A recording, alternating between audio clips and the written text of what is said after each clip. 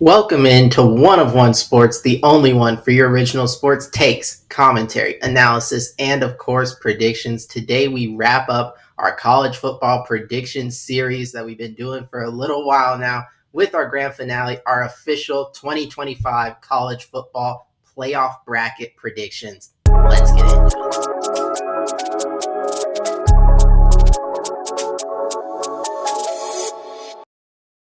Before we unveil the official picks, I have to ask you guys a favor. If you enjoy the college football content on the channel, we are trying to hit 200 subscribers before the start of college football season. There's not a lot of time left, so if you guys could help me out, make sure to like and subscribe to support the channel. Now, without further ado, let's get started. We are going into year two of the 12-team format for the college football playoff, and there are a few notable changes. There's still going to be automatic burst to the five highest ranked conference champions, so there's still be an automatic qualifier for a group of five team alongside the four power conferences, if that's what you want to view it as, getting the spot. But this year, the buys to the top four seeds are not all conference champions. It's just going to be pure merit based on the rankings for the automatic buys.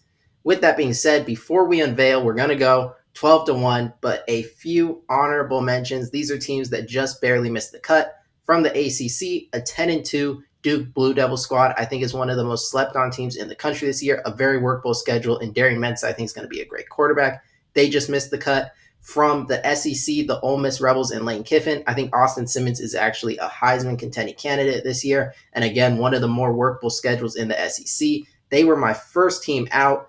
And then the only other team, let me check here, that barely missed the cut from the Big 12 was ASU, who I think is going to make the Big 12 championship with two losses, and that third loss in the Big 12 championship to Kansas State, if you watch my conference championship video, is going to prevent them from being in the playoff as an at-large bid. So those were three teams that just missed the cut. Now, starting at number 12, we have Boise State. I think they go back-to-back years as the top group of five team. Yes, they're losing Ashton Jeanty, who was arguably the best player in college football last season. But with Maddox Madsen returning, as well as being like just a ton of the roster returning, they're 13th in returning production. I think they clearly have the best team in the Mountain West. The only other team that looks close right now to me is UNLV. And when you're picking the group of five team, it's usually going to be a Mountain West team or an American. The American teams I like, Tulane, Navy are the top ones that come to mind. The schedule's just tougher than it is for Boise State. And because of that, I think Boise State can end up being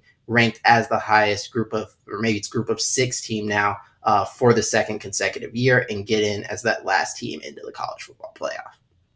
Then coming in at number 11, I went with the Kansas State Wildcats. So I just mentioned I think they are going to be the Big 12 champions. I have them defeating ASU in the Big 12 championship. I look for Avery Johnson to improve a lot as a thrower. We already know what he can do with his legs. I really like Chris Kleiman as a coach. Dylan Edwards is a good playmaker. They have a lot of talented tight ends and some decent receivers as well. They're always great on special teams. It's just a really well-rounded team. And I think the Big 12 is up for grabs. Like if you told me ASU gets the spot, obviously wouldn't be surprised. But even Texas Tech with what they've invested, Utah with bringing in Devin Dampier, teams like Iowa State with all they have returning and Rocco Beck, TCU and Baylor I could see doing. So the Big 12 is really a pick 'em. There's like half the league in contention. So it's not the pick here that I'm most confident in, but I just narrowly went with Kansas State to win the conference. And I think their Big 12 this year is weaker, definitely at the top than the other power conferences, including the ACC and then obviously the SEC and the Big 10. So the Big 12's lone bid does come towards the bottom at number 11 with the Kansas State Wildcats. At 10, I have Alabama Crimson Tide from the SEC getting an at-large bid.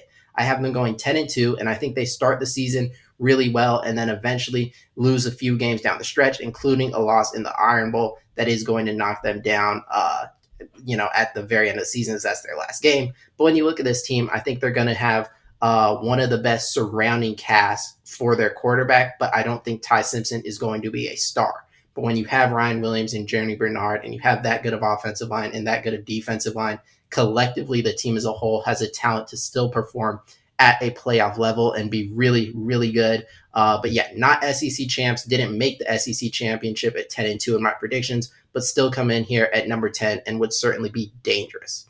At number 9, I have the only team that I have at 3 losses in the playoff, and that is the Michigan Wolverines, led by what I expect to be a true freshman quarterback in Bryce Underwood. But when I look at this team, last year's team obviously finished the year really strong, beating Ohio State and Alabama at the end of the year.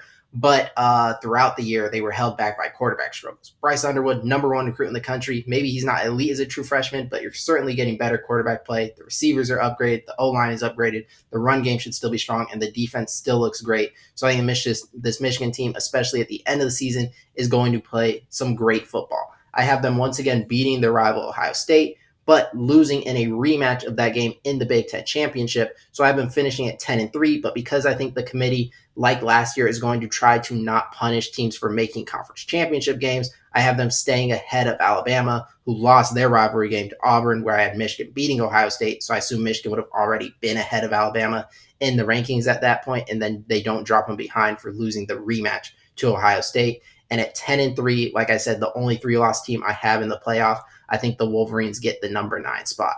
Then at number 8, I have a team at 11-1. Now this feels low for an 11-1 team, but I'll explain the teams ahead of them in a second. And it is the Notre Dame Fighting Irish. Don't know who the quarterback is going to be, if it's going to be CJ Carr or Kenny Minchie. But I do think they'll at least get good quarterback play, and Jeremiah Love and Jadarius Price make up the best running back tandem in the country in all likelihood, behind a great O-line. So I don't think the quarterback is going to be super heavily relied on.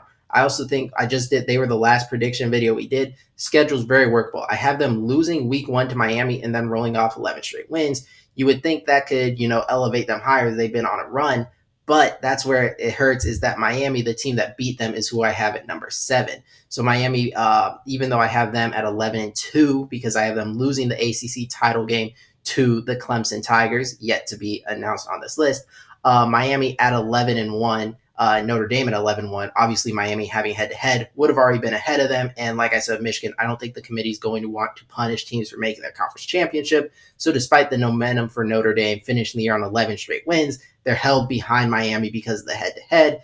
And then Miami gets the 7th spot, losing the ACC championship to Clemson, and also losing another ACC game. So they have an 11-2 record, but make their first ever college football playoff appearance. So it's obviously a great thing for Miami football and Mario Cristobal, even if they weren't ACC champions.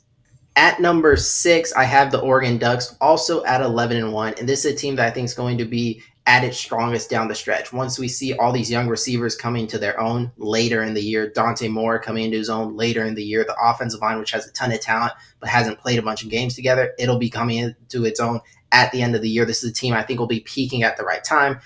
Like I said, 11-1, they have 1 loss to a team coming up actually in the next spot, and that is Penn State, also at 11-1. These are 2 teams that I think are the class of the Big Ten. But if you watch my conference championship video, because of the tiebreaker scenarios, I had Oregon losing to Penn State losing to Ohio State losing to Michigan.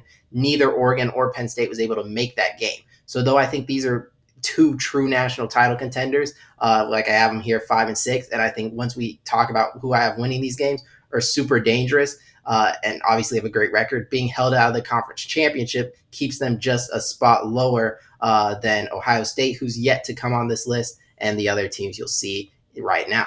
At 4, I have the Georgia Bulldogs. They are my pick to be the SEC runner-up. I have them finishing 11-1 in the regular season. Their only loss being to Alabama, but then in a rematch against a Texas team they've already beaten, I think they lose that game, finishing the season 11-2 SEC runners-up. And there's an argument that they should be ahead of Ohio State, who I have at 3, because they'll have the better regular season record. As I think Ohio State goes 10-2, also with a loss to Texas and a loss to Michigan, but then wins the Big Ten title. But I think the committee could be trying to avoid the Penn State-Ohio State game in round 2 as a rematch that early. And when you're looking at Georgia-Ohio State, they'll both be 11-2. Ohio State will have the win over Penn State, Georgia the win over Texas, but also the loss to Texas. They're very, very comparable teams. There's an argument to flip them. I think the committee would just narrowly give the conference champion, though, Ohio State, the nod. I give them the 3 spot. And then at 2, I have the ACC champion, Clemson, as they are a team I have going 12-1. So the best record we've seen so far this video, and they are actually tied for the best record in my predictions. I also have Texas going 12-1. I'm not predicting any undefeated teams. And in this case, Texas would have the win over Ohio State at number 3, a win over Georgia at 4, and would be SEC champions. Whereas Clemson, yes, you'd have the win over Miami and teams like LSU and South Carolina, but the resumes just aren't comparable. So it was pretty easy that the committee would pick Texas over Clemson for the number 1 overall spot. Now that we've unveiled my bracket prediction, we can go game by game. So I'll start off Notre Dame and Michigan, this classic rivalry game renewed, and it would be in or at Notre Dame in Indiana, and this would be just super, super fun to watch. 2 first-year quarterbacks and Bryce Underwood versus potentially CJ Carr, 2 guys from Michigan. That would be a fun storyline. And this game, like I said, this would just be a great, great matchup if we got this. And when I'm looking at it, I think Notre Dame would like to run the ball. Michigan, I think, is going to have a great run defense with a strong D-line and a great linebacker unit. Notre Dame could be forced to throw it more, whereas Michigan, I think, will be somewhat balanced. I think Bryce Underwood at this point in the year is going to be playing really good football. I expect Michigan to have a QB edge in this game for what to happen and be able to match Notre Dame's physicality. I think they would go on the road, beat Notre Dame to advance to the second round. Then Penn State, Boise State. This one's an easy for me. I think Penn State is even better than last year's team. Boise State worse than last year's team. We saw that game went last year. This would clearly be a Penn State victory, in my opinion. Moving to the top of the right side of the bracket, where we have Miami and Mario Cristobal taking on Kalen DeBoer and Alabama, 2 coaches in their first ever, or Kalen DeBoer in his first ever playoff game with Alabama. Obviously, he's been to the playoffs before, and then Miami making their first ever playoff appearance. You have the Carson Beck playing Alabama once again. And in this scenario, I just like Kalen DeBoer more as a coach. I don't trust Mario Cristobal a lot. Like, he's a great recruiter, but in game, I don't love it. I do think Alabama also has the talent on the lines of scrimmage to match up with Miami, who, like Notre Dame, I think is going to lean on a strong O-line and try to run the ball throughout the year. As their weapons aren't crazy. Alabama's defense, I think, can control the game and has the game breakers to challenge the Miami secondary. I think Alabama would win this game to advance to the quarterfinals. And then our final matchup, it's a great year for Kansas State to make the playoff, but I don't see them competing with Oregon. Oregon's just loaded with more talent all the way around, better skill players. I think they have the better quarterback, the stronger O-line, stronger D-line. I really don't see an advantage for Kansas State here. It would be pretty shocking if this game were to happen and Oregon would lose this game. I think the Ducks are the last team advancing into the quarterfinals. Back up top with Texas, Michigan. This is where the Michigan Wolverines run ends for me. It's already kind of miraculous to see a true freshman lead the team this far, and Michigan not going to have the talent of Texas. And while they're able to lean on physicality against a lot of teams, and Bryce Underwood can make plays against a lot of teams, this Texas defense may be the best in the country with the pass rush led by Colin Simmons, the linebacker unit led by Anthony Hill, and Michael Taft in that secondary. I expect some turnovers for Michigan, and you're definitely not going to push Texas around. Texas advances to the college football playoff semifinals for the 3rd year in a row. And then Georgia, Penn State. This would be a great game. And looking at these teams, I think Penn State on paper is actually more talented than Georgia, which is kind of crazy to say. But with everything they've got back, the O-line should be a strength, and the D-line should. They actually might be better in the trenches than Georgia. They have stronger running game. The weapons have been upgraded as well. And I think Drew Aller is going to be a better quarterback than Gunnar Stockton. Obviously, there's always the issue of James Franklin can't win the big one, but on paper, I think this is a Penn State team that is just better than all the years before, and I think they're getting to the college football playoff semifinal. I think they are just absolutely loaded, would be more talented than Georgia, and the only thing is that, yes, Kirby Smart versus James Franklin is a mismatch, but I think this Penn State team is different and makes the college football playoff semifinals for the 2nd year in a row, this time with a true signature win over Georgia along the way. Then on to Clemson, Alabama. Both teams that have a lot of playmakers. Like Clemson, we got as the most preseason All-Americans. Actually, that was announced today. The skill players are crazy. Ryan Williams, Brian Wesco, Antonio Williams. There's a ton out on the perimeter. The O-line strong for both teams. D-line strong. Peter Woods, TJ Parker, LT Overton. So there's talent all the way around. And the difference for me in this one is they also both have great coaches, Sweeney versus DeBoer. It's Cade Klubnik versus Ty Simpson. Yesterday, I picked Cade Klubnik to win the Heisman. Don't see how that out of Ty Simpson. So, yeah, for me, it's 2 pretty evenly matched teams. And in that scenario, I'm going with the guy I think can be an elite quarterback, potential first-round NFL draftee. I'm going Cade Klubnik to lead the Clemson Tigers to the college football playoff semifinals for the first time in a little while. Then our last quarterfinal game rematch between I think it was last year in the quarterfinals as well, where Oregon, the number one seed, was knocked out by Ohio State. This year it goes differently. This time Ohio State's coming off the bye, a little more rusty. Oregon's the team peaking at the right time of the year, with Dante Moore playing his best ball, the receivers playing great, and the O line being totally in control at this point in the year. I think the offense is just firing on all cylinders, a lot like Ohio State was last year, and Oregon defeats the Buckeyes, getting a little bit of a revenge for last year's loss. So we are now down to my final four teams. These are the four teams I think are the best in college football this season. And getting in this first matchup, Texas versus Penn State, just so hard to pick. Just across the board, two teams loaded with talent. Like I already mentioned, Texas defense could be the best in the country, but Penn State's going to be right up there. Like having guys like Denai Sutton and Zane Durant on the defensive front, and we know they got guys like AJ Harris on the back end. You bring in Jim Knowles as your DC. They're no slouch defensively either. Arch Manning has all this hype, Heisman favorite, but Drew Allar's right up there in terms of that. CJ Baxter, Contavion Wisner versus Nick Singleton, Katron Allen. Ryan Wingo, DeAndre Moore, maybe give Texas more speed, but Penn State's brought in guys like Trevor Pena, and they have Luke Reynolds at tight end. Like these teams are super evenly matched. It's hard to pick. And it comes down to coaching for me. Like I like Sarkisian more as a coach than James Franklin. I think he can prep a little better, come up with a better offensive game plan. And Penn State just got over the hump of winning like their first, what would really be signature win in the James Franklin era, at least in a little while, in terms of beating like a top tier level program. Texas has been knocking on the door just like Penn State for a few years. And look, it's not this. Obviously, these teams might not end up even playing in this scenario. But if this were to come to pass, like, this would be a ridiculously hard game to pick that I think either could win the national championship this season. You just got to look for you got to nitpick and find the slight edges. And I'm going with Texas to make the national championship game where they will play either Clemson or Oregon.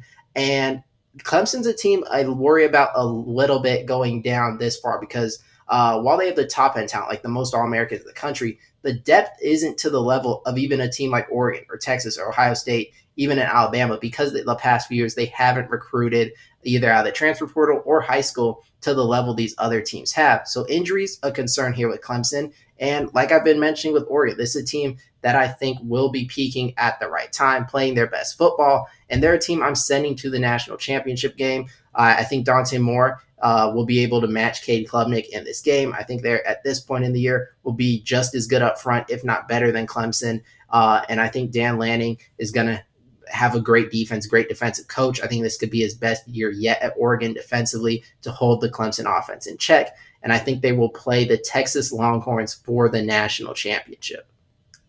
Now, this would be an absolutely great national championship. Two programs trying to elevate. Texas, obviously, there's always been the are they back? And the past few years, they've been knocking on the door of getting here. Sarkisian rebuilt the program, Arch Manning with all this hype. And then Oregon, Dan Lanning replaces Mario Cristobal. And they thought last year was the year as the number one seed. Doesn't go, but now they're back here again if this were to turn out with an even better team. And yeah, you've got Arch Manning versus Dante Moore, two former 5-stars from the same class, potentially with NFL draft implications in this game as well. Two newer coaches to their program at Lanning versus Sark. Ton of young talent all the way around. Two of the best transfer portal teams, recruiting teams. And yeah, I would love if this were a national championship game. I think it'd be highly competitive. And overall, I think they're pretty evenly matched. Like Dante Moore, Arch Manning, I don't think there's a clear QB edge. I do think Oregon has the better O-line. And defensively, yes, I think Texas is better, but it's not like Oregon's a slouch. Like Mateo Uyunglele is going to be a great edge rusher. Bryce Betcher is a great in the linebacker core. Dylan Thieneman's great at safety. So they have their fair share of playmakers as well. Of course, you never know who's injured at this point in the year, but both teams have the depth in terms of recruiting elite talent in the back end to get past that. And like I said, these are just teams that it's hard to find a gap. Obviously, we're predicting something so far down the road. It's tough to find a gap. Like I said, these two teams, both I could see winning the national championship. But I have to make a pick. And my pick to be the 2025 college football national champion is the Oregon Ducks. I think Dan Lanning and Oregon get Dan Lanning gets his first ever national championship. Not sure if Oregon has one, actually. I'd have to check that out. And they cement themselves as a true tier 1 program in college football. Now, That's my prediction, but make sure to let me know, what do you guys have? I'm not sure if a lot of people are on Oregon this year to win it all. I think there's going to be a lot of Penn State, Texas, Clemson. But yeah, leave it in the comment section down below. Who do you have, and who do you have making the college football playoff? Other than that, I really appreciate you guys watching. If you enjoy, make sure to leave a like and subscribe. Until next time.